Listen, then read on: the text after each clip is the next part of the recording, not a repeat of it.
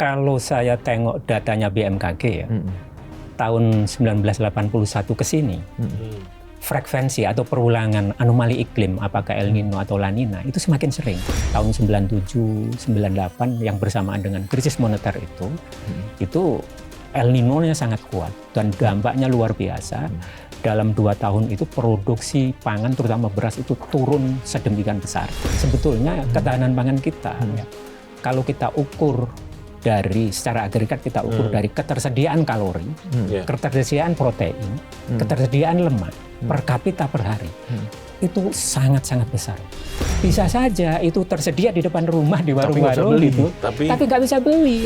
Ada data tahun 2022, sekitar 67% masyarakat Indonesia itu tidak bisa memenuhi konsumsi yang bergizi. Itu kira-kira 183 juta. Sebetulnya makan bergizi gratis itu punya potensi yang sangat besar untuk kita menengok kembali pangan lokal kita. Tapi dalam perjalanan kan nggak begitu kan?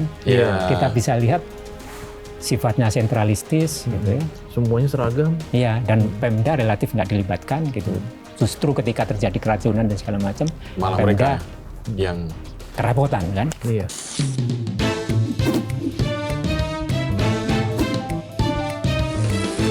To the point aja.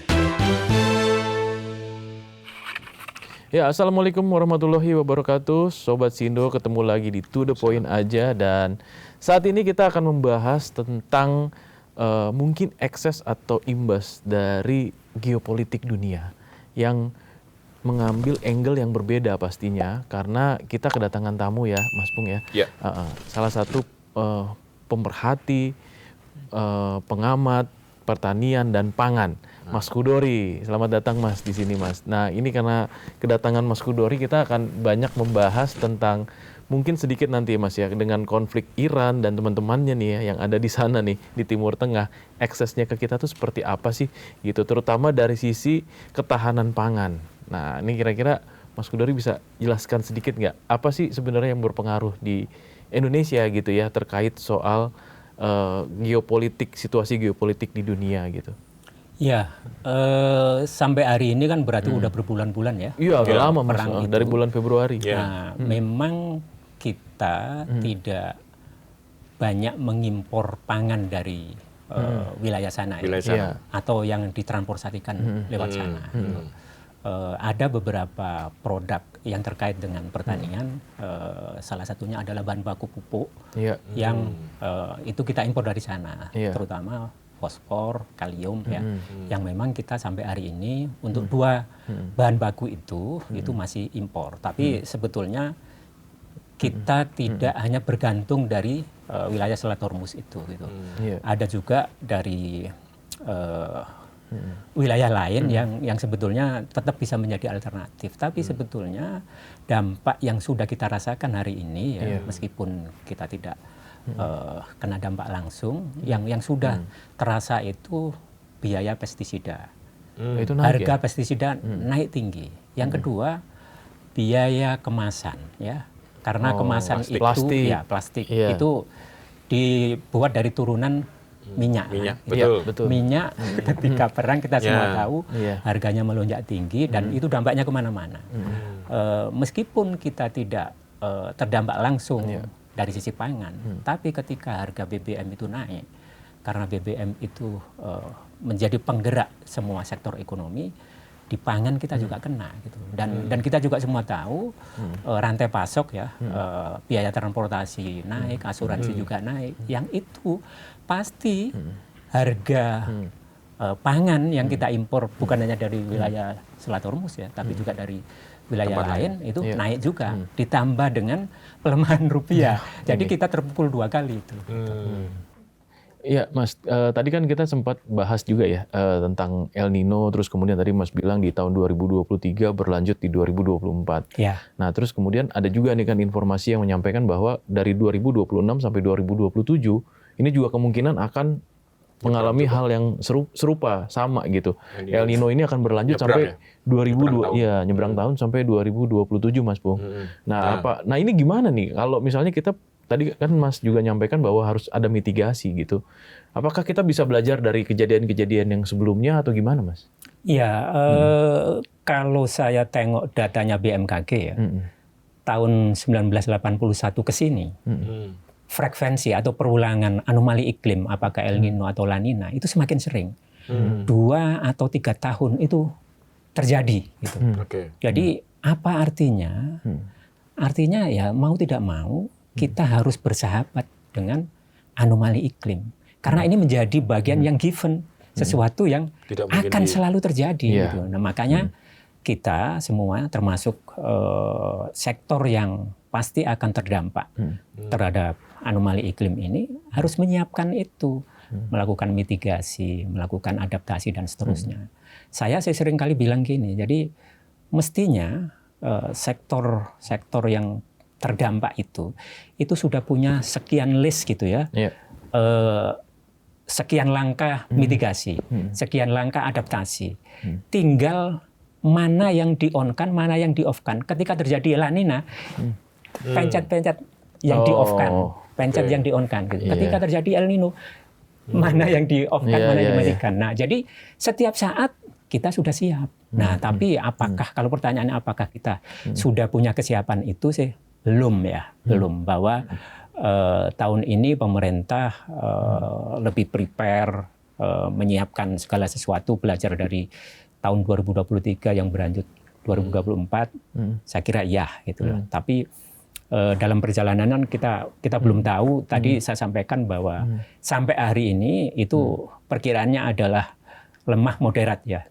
Kalau ternyata dalam perjalanannya kuat dan bahkan sangat kuat, ya tentu dampaknya akan sangat-sangat besar. Karena kalau kita tengok ke belakang ya, tahun 97, 98 yang bersamaan dengan krisis moneter itu El Nino-nya sangat kuat dan dampaknya luar biasa.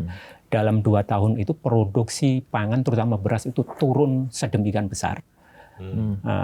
Ketika produksi pangan turun, harga-harga tinggi dan ketemu dengan krisis moneter, akhirnya terjadilah krisis politik kan. Presiden Pak Harto waktu itu jatuh antara lain ya. Saya kira meskipun pangan itu bukan satu-satunya, tapi saya kira memperkuat kejatuhan ya. Yang semula kalau nggak ada krisis pangan barangkali mungkin masih ada waktu yang memungkinkan tidak terjadi penjarahan, tidak terjadi krisis sosial gitu. Saya masih ingat waktu itu di lahan-lahan sawah itu terjadi penjarahan loh gitu. Tahun 97-98, iya. Oh, ini ya? Masyarakat. Karena memang padi. Betul, iya. Itu gitu. dijarah ya? Dicabutin gitu maksudnya? Diambil. Misalnya sudah menjelang panen gitu. Diambil. Berarti kalau sudah tanda-tanda begitu, itu benar-benar krisis pangan ya? Kalau sudah sampai ada penjarahan langsung di sawahnya gitu. Biasanya kan di pasar, di toko gitu ya? Ya perut itu kan udah nggak bisa ditahan. Nggak bisa tahan. Nah, kalau bisa jadi di toko segala macam, kecuali yang di beberapa kota ya, yang di Jakarta, di Surabaya, kota-kota besar kan memang terjadi penjarahan. Tapi di wilayah lain bukan sasarannya, tapi sasarannya sawah, tempat lain. Ya, gitu. Wah, tapi kan gini Mas, ini menarik ya. Ini perlu dilakukan kewaspadaan yang mungkin skenario yang sampai ke hitungan-hitungan itu memang perlu disiapkan sama pemerintah.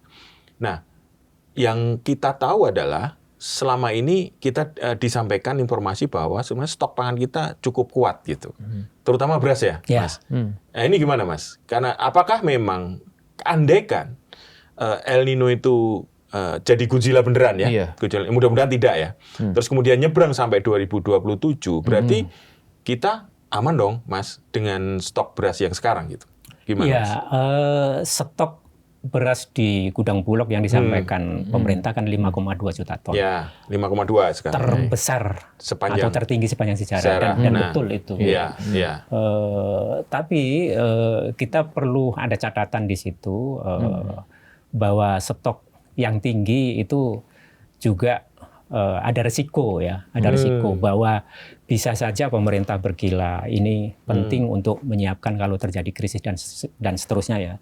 Tapi sebetulnya kalau kita belajar dari pengalaman-pengalaman sebelumnya, stok yang sangat besar itu juga punya risiko yang tinggi, tidak kecil gitu. Karena dalam perjalanan ya, kalau ini tidak dirawat, tidak dikelola dengan baik, sangat mungkin akan turun mutu bahkan rusak gitu. Dan kalaupun tidak turun mutu dan tidak rusak, biaya perawatan, biaya pengelolaan itu kan besar. Betul. Buat manajemen yang menjadi operator atau mengelola ini, dalam hal ini Bulog, itu pasti berat gitu. Pada akhirnya kan beras ini kan harus dikeluarkan karena ada masa simpannya kan gitu. Beras itu adalah barang tidak tahan lama. Barang yang bukan seperti barang yang bisa disimpan terus-menerus gitu. Pada akhirnya kan dia harus muter ya. Orang akademik nyebutnya dynamic stock gitu. Terus stoknya itu jadi harus terus bergerak. Keluar isi muter gitu ya. Sehingga nggak bisa berhenti ya. Sehingga beras yang ada di gudang itu terus bergerak, terus berganti, tidak teronggok dan usianya semakin tua karena risiko-risiko tadi itu. Nah, kalau pertanyaannya apakah kita kuat? Ya sebetulnya dengan 5,2 juta ton itu besar ya, besar. Dan dalam perjalanannya kalau kita sampai akhir tahun katakanlah ada El Nino yang sangat besar gitu, sepertinya sih untuk beras masih aman ya, masih aman. Tapi untuk pangan-pangan yang lain ya perlu diamankan karena kebutuhan pangan kita kan bukan hanya beras ya. Tapi secara umum saya bisa bilang gini, sebetulnya ketahanan pangan kita ya, kalau kita ukur secara agregat kita ukur dari ketersediaan kalori, ketersediaan protein, ketersediaan lemak per kapita per hari, itu sangat-sangat besar, Mas. Sangat-sangat besar, melimpah sebetulnya. Melimpah ya? Melimpah dari sisi ketersediaan. Tapi ketersediaan ini kan tidak terbagi merata kepada semua individu yang membutuhkan. Di situ ada problem akses fisik, distribusi. Pangan itu bisa saja tersedia melimpah. Tapi kalau tidak terdistribusi merata kepada semua yang membutuhkan, artinya secara fisik tidak bisa diakses. Satu. Yang kedua, akses ekonomi atau daya beli. Bisa saja itu tersedia di depan rumah di warung-warung gitu, tapi nggak bisa beli. Tidak terbeli ya? Iya. Dua problem itulah antara lain yang sebetulnya menjadi PR kita. Kalaupun dari sisi ketersediaan tadi saya bilang kalau kita ukur dari kalori atau energi dan protein sangat-sangat tinggi. Tapi kenapa stunting masih banyak, wasting atau kurus banget itu atau underweight ya, anak-anak itu beratnya jauh di bawah rata-rata gitu ya. Itu masih tinggi. Ya itu antara lain karena problem daya beli. Dan jangan lupa sebetulnya kalaupun mereka atau saudara-saudara kita itu bisa mengkonsumsi ya, itu belum tentu makan atau asupan pangan yang dikonsumsi itu memenuhi kaidah gizi. Ada data tahun 2022, sekitar 67% masyarakat Indonesia itu tidak bisa memenuhi konsumsi yang bergizi. Itu kira-kira 183 juta. Luar biasa. Padahal hitung-hitungan tahun itu ya, kebutuhan sehari untuk setiap kepala untuk makan bergizi hanya 22.000. Tapi ada 67% saudara-saudara kita yang tidak bisa memenuhi itu. Gitu. Jadi kalaupun bisa makan ya makan asal kenyang saja. Tapi dari sisi gizi itu belum terpenuhi. Ya. Bukan berarti ketidaktahuan masyarakat kita akan kadar gizi dari masing-masing makanan yang mereka makan ya? Sebagian besar sih saya kira problem akses daya beli. Akses daya beli ya. Berarti nilai ekonominya yang bermasalah di sini. Walaupun saya harus katakan juga bahwa Indonesia itu ada problem gizi bukan hanya kekurangan ya, tapi ada juga yang kelebihan gitu. obesitas, Iya. dan seterusnya ya. Ya mereka ini sebetulnya dari sisi daya beli nggak ada problem, tapi barangkali literasi gizi ya. Nah, iya itu dia maksudnya. Artinya kalau memang ketersediaan yang tadi karbohidrat, protein semuanya aman, ada PR di distribusi, berarti kita tidak terlalu khawatir dong dengan situasi di luar, karena itu berarti kan bisa diartikan kita itu sudah mandiri secara yang pokok-pokok tadi gitu, Mas. Nah, perlu saya sampaikan yang melimpah tadi itu bukan hanya dari produksi dalam negeri ya. Oke. Ada sebagian yang dari impor. Itu kalau dijumlahkan semua ya tadi itu Aman. ketersediaannya melimpah. Nah, kita kan tahu sampai hari ini misalnya gandum atau terigu itu 100% kita impor. Ya. Gula itu mungkin 70 sekian gitu ya. Bawang putih itu mungkin 98% gitu ya. Kedelai itu mungkin 70 sekian persen gitu ya. Daging sapi mungkin 52-54% gitu. Ada juga garam gitu ya. Ada juga susu itu mungkin 80 sekian persen gitu. Jadi masih banyak pangan-pangan yang sampai hari ini masih rantai pasok global ya. Kita impor. Ya. Lah kalau rantai pasok global itu bermasalah, nah itu gimana? Itu biasanya kan gini. Jadi kalau ada krisis, apakah krisis ekonomi yang itu biasanya dipicu salah satunya misalnya perang gitu ya, atau ada kejadian yang luar biasa gitu di satu wilayah, itu biasanya akan diikuti oleh krisis BBM. Gitu. Nah, kalau krisis BBM itu terjadi, ini energi maksudnya itu, krisis energi. Krisis energi itu akan merembet salah satunya ke pangan. Gitu. Nah, yang kita khawatirkan adalah kalau krisis itu terjadi krisis energi, terus kapan krisis pangan akan terjadi? Biasanya kalau ada krisis, ada resesi dan segala macam itu, negara-negara eksportir pangan utama itu pasti lebih mementingkan kepentingan domestiknya. Gitu. Nah, kalau mereka melakukan restriksi, pembatasan, atau yang sangat ekstrim misalnya penutupan ekspor, itu tinggal menunggu waktu saja krisis pangan akan terjadi. Kita bisa bercermin di ketika Rusia menginvasi Ukraina, itu di Februari 2022. Tidak lama setelah invasi itu sekian negara melakukan restriksi. Seingat saya di puncak itu kalau nggak salah ada 20 puncak pembatasan ya, itu ada 25 sampai 26 negara melakukan pembatasan. Tapi untungnya tidak lama ya, tidak terlalu lama gitu. Sehingga krisisnya juga tidak terlalu dalam. Kalau dibandingkan dengan 2011 misalnya. 2011 itu penutupan ekspor atau pembatasan ekspor yang dilakukan oleh sekian banyak negara-negara eksportir utama itu sampai 1 tahun, dan volumenya seingat saya 11-12% dari yang diperdagangkan di pasar dunia. 2011 itu luar biasa, dan kita semua tahu 2011 antara lain melahirkan apa yang disebut Arab Spring itu. Beberapa negara di Timur Tengah jatuh karena ada krisis energi, krisis pangan gitu, dan berlanjut ke krisis politik. Tapi waktu itu ketika 2011 kondisi Indonesia baik-baik saja ya? Ya di kita juga terjadi krisis pangan tapi sebetulnya ya. Tidak terlalu kelihatan ya. Kalau dibandingkan 97 jauh ya. Karena waktu itu kondisi non pangannya juga stabil gitu. Energinya masih baik, ekonominya juga masih baik gitu. Yang masih relatif baik lah. Kalau dibandingkan dengan 97, 98 jauh ya. Jauh. Tapi kalau menurut Mas Kudori, kira-kira lebih bahaya mana nih kalau krisis pangan atau krisis energi nih? Yang cepat memicu krisis politik.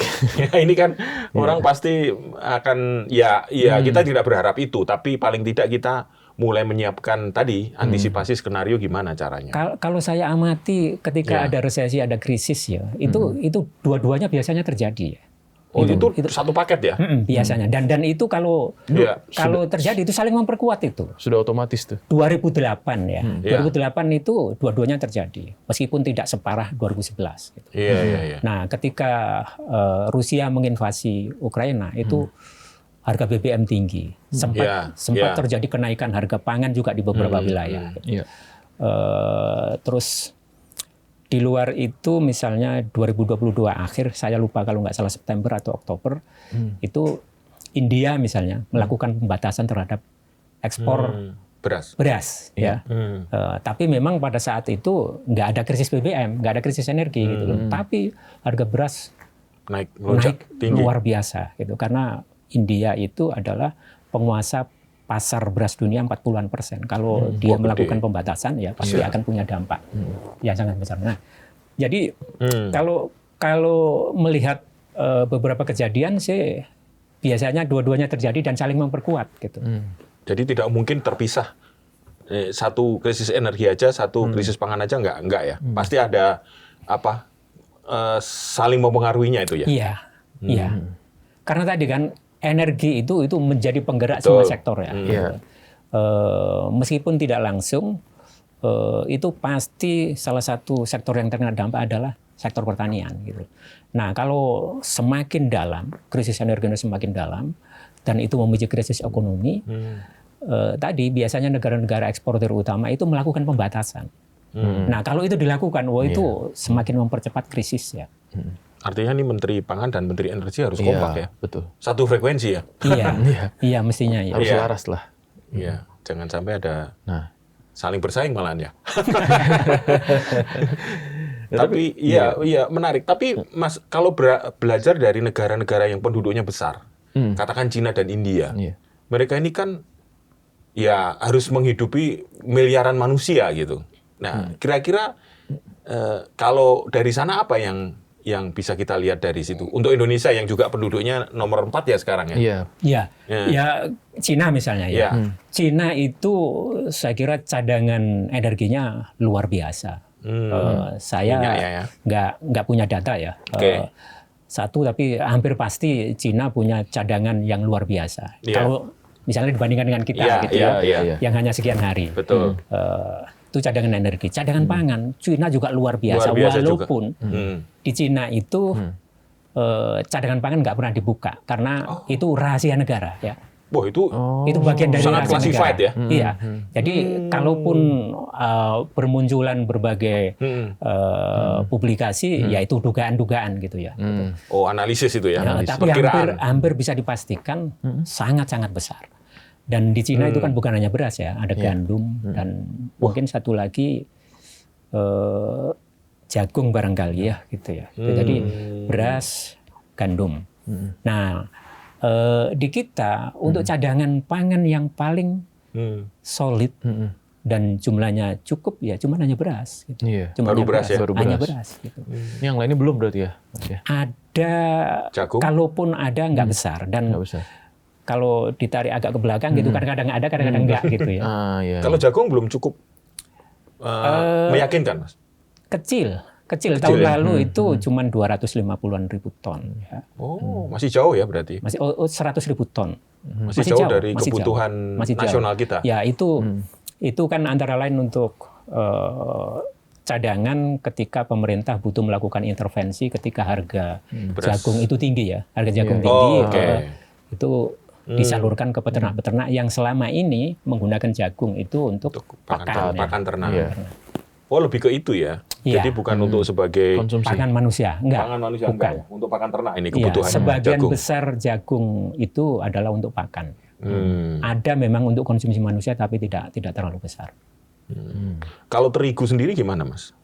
Terigu kan sebetulnya negara relatif nggak meregulasi ya, dan BUMN juga tidak terlibat. Saya kira pelaku swasta sudah punya instrumen untuk mengamankan itu ya. Gitu. Mereka sepertinya sudah sangat pengalaman lah untuk mengatasi itu. Ditempa oleh berbagai krisis ya. Gitu. Termasuk waktu serangan ke Ukraina dari Rusia itu ternyata bisa survive ya. Iya. Oke.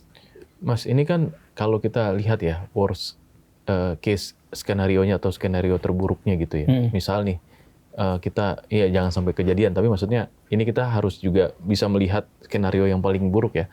Seandainya memang terjadi El Nino, Godzilla, terus kemudian ada krisis energi yang belum selesai sampai sekarang. ya maju mundur ini kan ya, Iran, Amerika, Israel ini kan maju mundur, tapi kita nggak tahu ke depannya seperti apa gitu. Nah, terus kemudian lagi adanya penutupan ekspor dari negara-negara yang memproduksi komoditi yang kita butuhkan, yang kita butuhkan. Ya, Iya. kedelai. Ini semuanya given semua, Mas. Iya kan? Kita nggak bisa ngapa-ngapain nih. Ya mungkin kita bisa garam. Iya. Mungkin kita ya bawang putih, Mas. Iya, bawang putih. Mungkin kita bisa melakukan apa? Kita bisa melakukan negosiasi bilateral ya dengan negara-negara itu mungkin gitu. Tapi kalau misalnya dalam situasi yang tadi yang dalam kondisi yang paling buruk, kira-kira apa yang bisa kita lakukan? Ya pada akhirnya akan bertumpu kepada upaya-upaya domestik ya. Dan saya kira kalau dikaitkan dengan pertanyaan itu, skenario apa yang paling mungkin untuk menghadapinya? Ya saya kira kita harus kembali melihat apa yang kita punya. Sebetulnya Indonesia itu kan punya kekayaan pangan yang luar biasa, Mas. Di berbagai daerah ya, yang itu sangat beragam.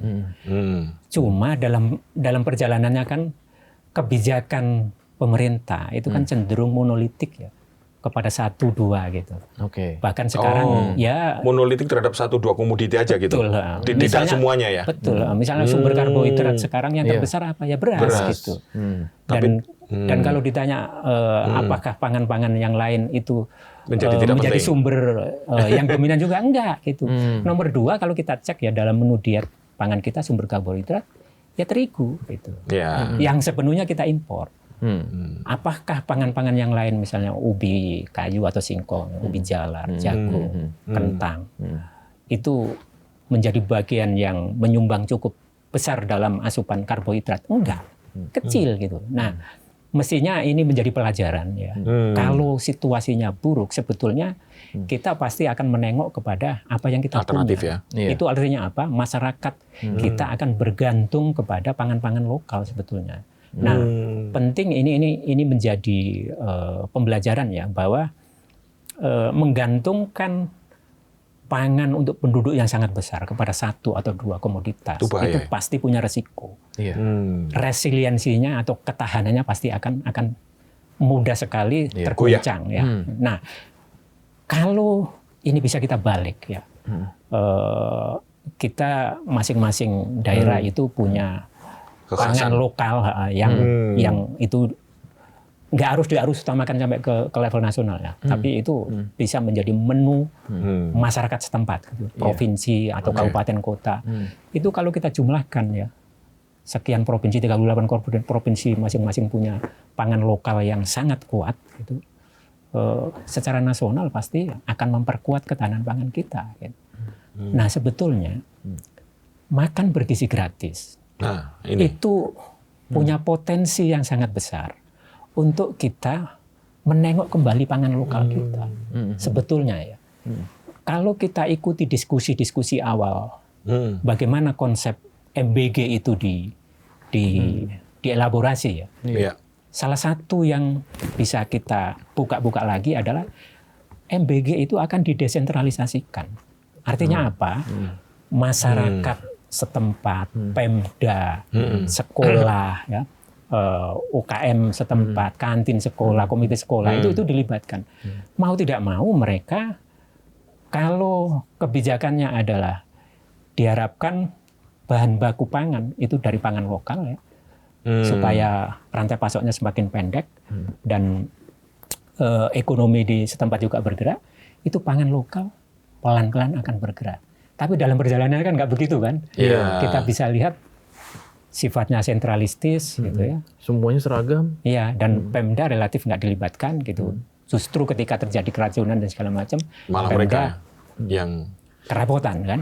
Artinya kata kuncinya di diversifikasi pangan. Ya. Seperti hanya diversifikasi energi. Betul.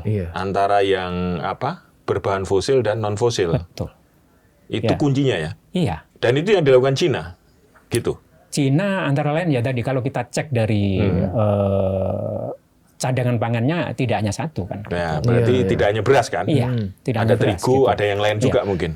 1 dari karena sisi mie-nya itu kan. Dari sisi diversifikasi. Yang kedua jumlahnya juga luar biasa kalau Cina itu. Sekian hari. Kalau beras ya, katakanlah cadangan kita itu 2 juta ton gitu. Meskipun hari ini itu ada 5,2 juta ton. Katakanlah 2 juta ton. Itu kan nggak sampai 1 bulan, Mas. Kebutuhan konsumsi beras masyarakat kita dalam 1 bulan itu 2,6 juta ton. 2,6 juta. Nah, kalau 5,2 itu ya berarti 2 kalau bulan. itu digunakan untuk konsumsi semua masyarakat ya 2 bulan. Cina itu saya lupa ya, sekian ratus hari lah kira-kira gitu. Wah, sampai segitu ya? Iya. Dan Wah, kuat. dia punya storage yang besar berarti ya? Saya kira ya. Plus sama teknologinya untuk tidak membuat mutunya jadi berkurang. Iya, dan lagi-lagi kita nggak tahu persis gitu ya, karena itu menjadi bagian rahasia negara. Oh iya. Wah, ini bahaya kalau pangannya ya. 1 miliar orang Cuman di kita kan justru itu menjadi sebagian sesuatu yang dibuka kan gitu. Oh iya. Cadangan beras kita. Iya. Padahal itu sebenarnya data yang tidak perlu dibuka secara terbuka ya. Iya. Ya mestinya pemerintah saja yang cukup tahu gitu. Sampaikan ke masyarakat nggak perlu panik, masyarakat nggak perlu melakukan pembelian berlebihan, stok kita cukup gitu. Aman. Dan itu dibuktikan di pasar misalnya gitu ya. Oke. Ya. Kenapa? Kalau boleh sedikit dijelaskan, kenapa dulu kita terlalu beras minded, Mas? Ya itu kebijakannya sangat monolitik kepada beras. Nah, itu kenapa itu? Mulai dari kalau kita cek ya, mulai dari riset di hulu, terus kebijakan di tengah sampai di hilir itu memang mengerucut kepada beras gitu. Obsesi Pak Harto ya, ketika menjabat ya, tahun 6 bulan, tahun 7 bulan itu yang ingin dicapai salah satunya kan swasembada beras. Iya. Swasembada beras. Nah, jadi sejak pertama beliau menjabat itulah yang ingin diwujudkan gitu. Dan terwujud tahun 84 ya dengan berbagai upaya. Sampai dapat penghargaan dari FAO ya. Betul. Itu memang beras waktu itu. Betul, beras. Itu beras. Dan ya itu pengakuan dunia yang luar biasa karena waktu itu kita menjadi importir yang sangat-sangat besar. Importir rutin ya gitu. Nah, dalam perjalanannya kan itu nggak bergeser gitu. Kebijakannya monolitik kepada padahal situasinya berubah ya. Konteksnya jadi berubah. Dan masyarakat kita sebetulnya kan tidak semua masyarakat kita bergantung pada beras kan. Dan kalau kita cek ya sebetulnya hanya beberapa wilayah saja yang cocok untuk produksi beras. Jawa. Hari ini misalnya ya, Jawa, Sumatera mungkin. Ya, hari ini misalnya ya. Kalau ditanya sebetulnya provinsi produsen beras dan bisa menyumbangkan yang surplus itu dan bisa menyumbangkan surplus untuk tempat lain nggak banyak, Mas. Saya lupa kalau nggak salah 7-8 provinsi dari 38 provinsi gitu. Nggak banyak. Satu. Yang kedua, jadi produksi beras itu terkonsentrasi di sekitar provinsi kan ya. Itu kan tergantung dari kualitas tanah juga kan. Artinya nggak semua tanah di Indonesia ini cocok untuk ditanami beras, kan gitu. Betul. Yang ditanami beras, ditanami padi ya. Di wilayah-wilayah yang airnya cukup, bergunung-gunung gitu ya, elevasinya nggak datar itu pasti agak sulit, gitu, agak sulit. Dan sebetulnya ekosistem atau topografi atau ekologi yang beragam itu kan lagi-lagi tadi itu kekayaan sebetulnya, kekayaan yang mestinya bisa dimanfaatkan sebagai upaya untuk memperkuat ketahanan pangan secara nasional. Mengembalikan pangan itu tidak bergantung kepada 1 atau 2 pangan jenis pangan yang seperti sekarang. Gitu. Kalau dibalik, Mas, kita kan bergantung kepada negara lain dari beberapa komoditi, kedelai, gula, garam, bahkan garam pun ya. Garam impor kita. Saya juga masih bingung juga ini. Garam industri ya. Garam industri, gula rafinasi. Gula industri juga ya. Terus bawang putih. Ini bawang putih, bawang merah banyak, kenapa bawang putih susah gitu. Sapi, daging sapi sama susu. Nah, negara lain itu kan juga bergantung sama kita, terutama CPO, Mas. Sama katanya kelapa ya. Nah, ini seperti apa nih kira-kira? Apakah ini bisa dimanfaatkan untuk barter? Karena kan misalnya kalau kita Pak Amran kan pernah bilang, kalau kita menghentikan ekspor CPO, siapa negara yang teriak? India gitu misalnya. Cina misalnya, karena kita penghasil CPO terbesar di dunia. Ya. Nah, kira-kira gimana Mas bayangannya Mas? Ya ini salah satu senjata kita ya. Nah, itu senjata yang penting ini. Senjata. Ya dalam situasi yang misalnya sangat sulit, bisa saja ini dimanfaatkan. Misalnya kalau tadi ya skenario terburuk tadi itu semuanya menutup masing-masing. Bisa saja kita gunakan untuk barter ya. Gitu. Tapi jangan lupa kalau kita misalnya kita tutup saja tidak ekspor CPO ke pasar dunia, sebetulnya kita punya kepentingan untuk melakukan ekspor itu sebagai sumber devisa kan? Ya, dapat duit ya? Iya. Jangan lupa CPO itu adalah salah satu penyumbang devisa terbesar, yang sangat-sangat besar untuk pajak kita ya. Untuk pendapatan negara. Kalau tidak ada ekspor itu, seberapa kuat kita? Neraca perdagangan pertanian kita pasti merah itu. Itu pasti merah, dan itu pasti akan punya dampak perdagangan neraca perdagangan kita. Gitu. Jadi kita kena juga ya kalau gitu? Iya pasti kena. Gitu. Pasti kena. Gitu. Belum nanti mereka juga menghentikan ya, kedelai dihentikan, terigu dihentikan. Iya, jadi repot juga. Iya harus pinter-pinter lah menggunakan ini bahwa itu bisa menjadi senjata, ya. Gitu. Tapi kalau kita betul-betul tutup, ya sebetulnya kita juga ada ruginya, gitu ya. Oke. Atau juga ada pikiran gini, kalau Hormuz ditutup, Selat Malaka kita tutup gitu. Kan ada analisa liarnya begitu. Padahal nanti kita juga yang kena. Yang kena, karena kita juga bergantung juga di selat itu kan. Ya memang sulit ya situasi saling.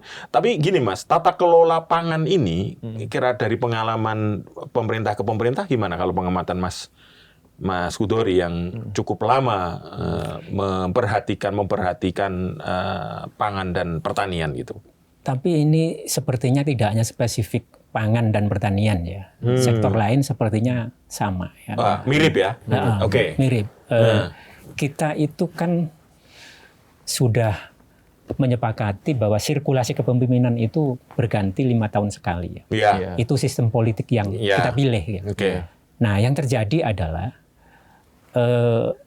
kesinambungan antar pemerintahan yang memerintah 5 tahun itu seringkali tidak nyambung gitu.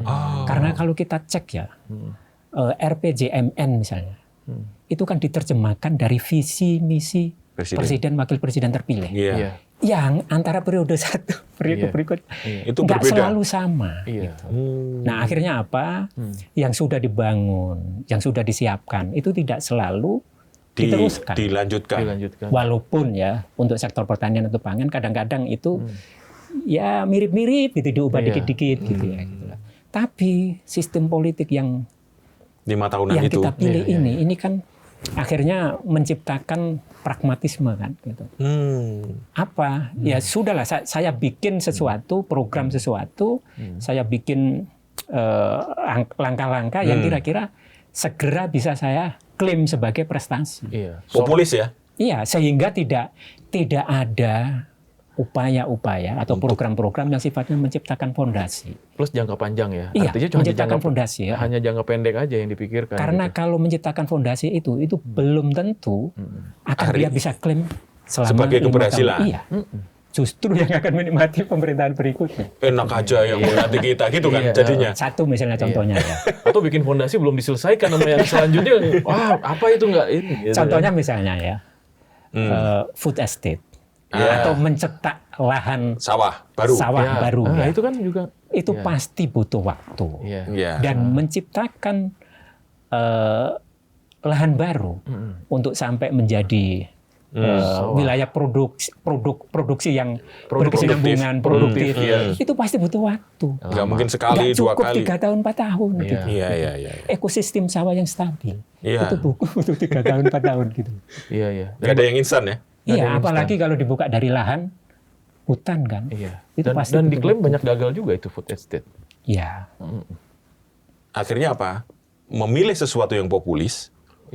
Terus kemudian untuk tujuan jangka pendek karena 5 tahunan, terus kemudian minta disupport oleh lembaga survei gitu. Kira-kira gitu ya. Sebagai legitimasi. Ya mudah-mudahan tidak begitu sih. Ini Bung ya yang ngomong. Oke, Mas. Sebenarnya gini ya, tadi kan disebut. Lalu kalau gitu gimana cara memperbaikinya? Ini kan antara politik 5 tahunan dengan kebijakan pangan yang tidak nyambung itu gimana caranya ini memutus? Iya. Kalau gini terus kan kita bergantung terus nih Ya. sama komoditi dari luar dan Ya. kapan Kita- ketahanan pangan yang benar-benar kuat itu bisa tercapai? Ya. Ya, apa yang akan saya sampaikan pasti bukan ide saya saja gitu, Oke, tapi oke. ini saya kira udah banyak diomongkan banyak orang gitu ya. Bahwa penting buat kita itu punya perencanaan Jangka yang panjang. disepakati secara nasional, misalnya 20-25 tahun atau 30 tahun ke depan. Gitu. Nah, siapapun presiden wakil presiden terpilih Harus melaksanakan itu. harus berdasarkan dengan kesepakatan ini, bahwa di luar kesepakatan ini dia boleh saja punya program ABCD gitu. manuver-manuver ya. Tapi yang pokok-pokok ini Jangan dilanggar. jangan dilanggar. Ini yang harus terus dilakukan. Nah, itu kan sudah banyak disuarakan kan, Iya. tapi Iya. sepertinya nggak mungkin dieksekusi kan. Gitu. Iya, Jadi iya, ini seperti kembali ke zaman Orde Baru gitu. Ada kayak banyak yang GBHN trauma gitu mungkin ya. GBHN. Banyak yang trauma Tapi dengan Orde sebetulnya Baru kayaknya. kita bisa bercermin misalnya di Malaysia ya, atau di Korea. Itu ada mirip-mirip seperti ini. Adalah Malaysia 20 beberapa tahun kemudian Ya, gitu ya. Yang itu Visi 2040. itu menjadi panduan Malaysia ke semua, depan, dan siapapun yang berkuasa. terpilih, iya, bahwa itu tuh akan menjadi sesuatu yang akan dituju. Jangan sampai berganti pemerintahan, berganti visi. Iya. Betul. Jadi 2045 sampai 2060, nanti 2000 ganti-ganti terus. Iya. Akhirnya nggak impor. tercapai itu, tetap impor. Oke. Iya, iya. Ya, tapi akankah kita bisa sampai ke swasembada pangan, Mas Qadir? Kalau kita menggunakan definisi pangan di Undang-Undang Pangan, bahwa pangan itu adalah segala sesuatu yang bersumber dari sumber hayati. Sumber hayati itu bisa pertanian, perikanan, perkebunan, perikanan bahkan, dan air ya, baik yang mentah maupun diolah. Artinya kan semuanya, Mas. Nonsen kita bisa swasembada pangan. Kalau kita menggunakan definisi itu ya, definisi pangan di Undang-Undang Pangan. Karena realitasnya tadi, sekian komoditas kita masih impor kan. Iya. Dan beberapa komoditas itu Iya. ada yang tidak bisa diusahakan di sini gitu. Artinya bahwa kalau itu masih menjadi kebutuhan yang harus disediakan oleh negara, ya tetap kita impor. Jadi berbeda kalau misalnya swasembada pangan itu diturunkan misalnya begini, swasembada komoditas. Jadi basisnya adalah komoditas. Sekian komoditas yang didaftar akan ditargetkan swasembada, itulah yang ingin dicapai. Misalnya 5 misalnya gitu ya. Iya. Padi, jagung, kedelai, Iya. apalagi garam, gula misalnya gitu. Jadi swasembada berbasis komoditas. Nah itu sangat mungkin saya kira. Tapi kalau pengertiannya tadi pangan seperti Undang-Undang Pangan nonsen saya kira. Berarti perlu direvisi. Enggak juga saya kira. Enggak juga. Enggak juga. Sebetulnya konsep swasembada itu kalau kita lagi-lagi kaitkan dengan Undang-Undang Pangan ya, Undang-Undang 18 2012 kan sesuatu yang sifatnya sempit ya, Iya. lebih berbicara produksi kan gitu. Iya. Betul. Tapi di Undang-Undang Pangan itu sendiri, seingat saya nggak ada konsep swasembada. Yang ada adalah ketahanan pangan, kedaulatan pangan, kemandirian pangan. Gitu. Nah justru yang lebih penting adalah ketahanan pangan tadi. Kalau ketahanan pangan itu kita tidak hanya berbicara ketersediaan ya, bukan hanya swasembada. Ketersediaan itu salah satunya sumbernya dari produksi dalam negeri dan dari impor. Iya. Nah tapi tadi meskipun tersedia melimpah, Tapi kalau tidak bisa distribusi. diakses secara fisik, tidak bisa diakses secara ekonomi, Ya. ya nggak ada banyak manfaatnya. Jadi swasembada itu hanya bicara dari sisi produksi, dari sisi ketersediaan ya. Jadi lebih sempit sebetulnya. Makanya saya kira kenapa di Undang-Undang Pangan itu tidak menjadi konsep yang dikedepankan, mungkin itu ya salah satunya. Tapi kalau kita ambil swasembada secara total 100% sih semua negara tidak bisa itu kayaknya ya. Di era sekarang ya. pasti mereka membutuhkan komoditi atau bahan dari tempat lain di 1-2 komoditi. Nggak mungkin kan semua bisa hidup sendiri gitu. Iya. Hampir tidak mungkin di era sekarang. Tidak mungkin, ya. Karena makanannya udah global. Dan sebetulnya kan nggak perlu semuanya kita bisa produksi itu sendiri. persis itu. Tidak perlu sebenarnya. Iya. Karena pada akhirnya kan kita bicara apa sih yang kita punya nilai tambah kan gitu. Yang kita punya nilai competitiveness di situ gitu. Dipilih di situ ya. Kalau memang itu tidak rasional secara ekonomi, tidak masuk dari hitung-hitungan ekonomi, ngapain harus dikejar kan gitu. Betul. Karena lebih mahal ya ngapain gitu ya. Walaupun bisa saja pemerintah punya program tertentu gitu yang ingin dikejar. Sebetulnya misalnya kalau pemerintah ingin swasembada kedelai gitu ya, atau swasembada terigu gitu ya, gandum ya. Kita bisa mencontoh Brasil misalnya. Kan banyak orang bilang terigu, jagung, kedelai itu tanaman temperate ya. Tanaman 4 musim. Di wilayah 4 musim. Yang tidak cocok untuk negara tropis seperti kita gitu, yang 2 musim. Tapi kita bisa bercermin kepada Brasil misalnya. Brasil itu lewat riset intensif, berkelanjutan dan ya pendanaannya luar biasa ya. Institusi risetnya juga betul-betul didanai oleh negara. Dia bisa menciptakan gandum tropis.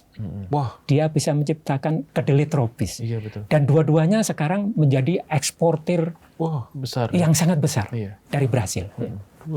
Tapi lagi-lagi ini menuntut konsistensi. Riset dan teknologi ya. Betul. Konsistensi negara. Iya. Plus kebijakan yang harusnya jangka Tadi panjang. kan kalau ini sesuatu yang utopia misalnya ini, kan ini daerah temperate ya. Iya betul. Cocok gitu ya. Ternyata bisa ya. Ternyata bisa gitu ya. Bikin kedelai tropis sama Gandum tropis. Hebat itu. Mestinya kita belajar dari situ. bisa mengcopy dari sana ya. Kemungkinan itu. Ya, cuman kalau kita tengok lembaga riset kita, kan sepertinya mungkin sesuatu yang harus kita tunda ya. Setelah BRIN itu mengintegrasikan sekian banyak lembaga riset, bahkan beberapa lembaga riset itu dibubarkan ya, dan sekian satu. Sampai hari ini kan situasinya saya kira belum begitu kondusif ya. Justru banyak orang bilang penyatuan itu membuat dunia riset kita mundur 30-40 tahun ke depannya juga. Waduh, ini penyatuan ternyata tidak mudah ya. Iya. Itu sulit ya. Satu lagi Mas, mungkin soal daging dan susu. Ini kan daging sapi, sebenarnya sapi kan kita banyak ya. Iya. Tapi kenapa kok masih belum bisa mandiri?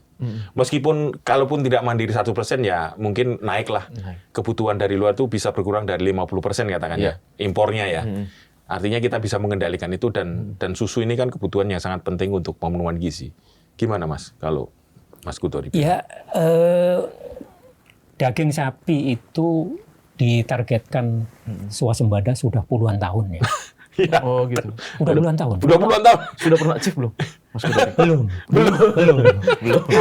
Kalau kita cek ya, apakah semakin mendekati kepada target? Enggak, justru semakin jauh gitu. Jadi berarti ada sesuatu kan. Gitu ya. Wah, anomali itu berarti. Mesti dicek. Dan semakin langka sapi berarti. Sepertinya semakin nggak mudah buat Indonesia untuk mencapai swasembada setelah tahun 2022. Kalau saya nggak salah ingat Mei ya. Itu terjadi wabah penyakit mulut dan kuku lagi. Yang setelah bertahun-tahun nggak pernah kejadian. Iya, kita tutup itu tidak terjadi gitu. Dan ketika ini terjadi di 2022, yang terjadi sekarang sepertinya adalah ini dinormalisasi sebagai sesuatu yang sudah normal saja. Nggak ada upaya-upaya untuk melakukan mengembalikan eliminasi ya. Pasti nggak mudah gitu, pasti nggak mudah. Jadi situasi sebelum ada penyakit mulut dan kuku aja kita pencapaian targetnya semakin jauh gitu, apalagi dengan ini. Itu saya kira semakin sulit ya, semakin sulit. Makin sulit dari harapan. Ya. Nah, untuk susu ya sampai hari ini sepertinya masih di atas 80 ya, Iya. kita bergantung kepada impor.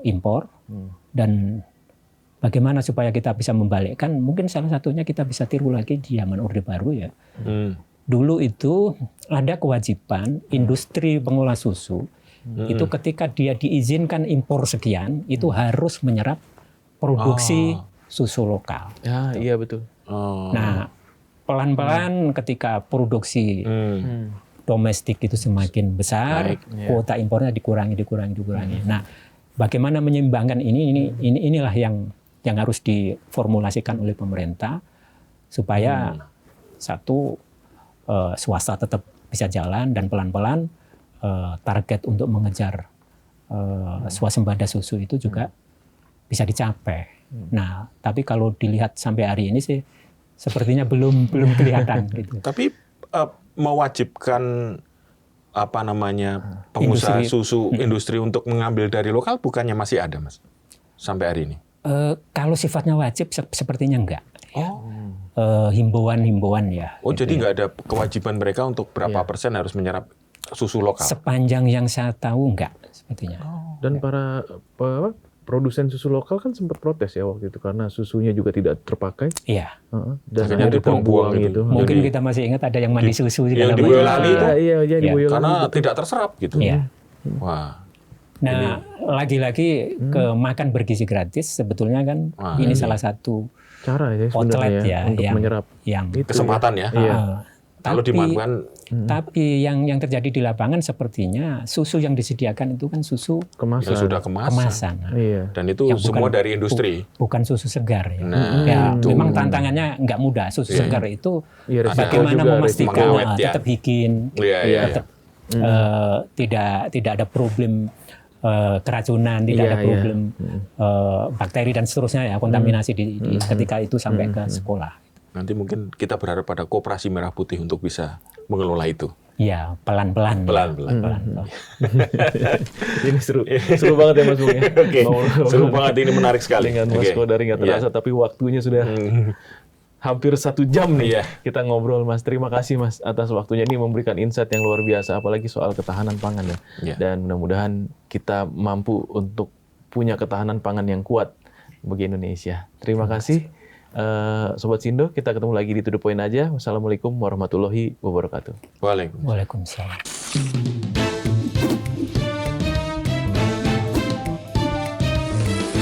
To The Point aja.